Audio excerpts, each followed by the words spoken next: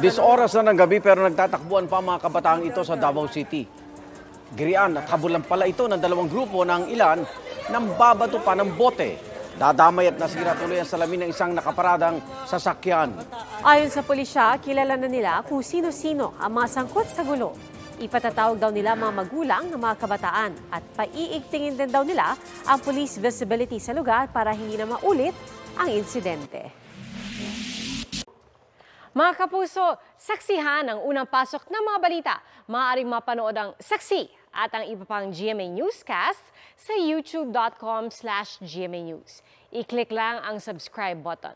At sa mga kapuso abroad, maaari po kaming masubaybayan sa GMA Pinoy TV at www.gmanews.tv.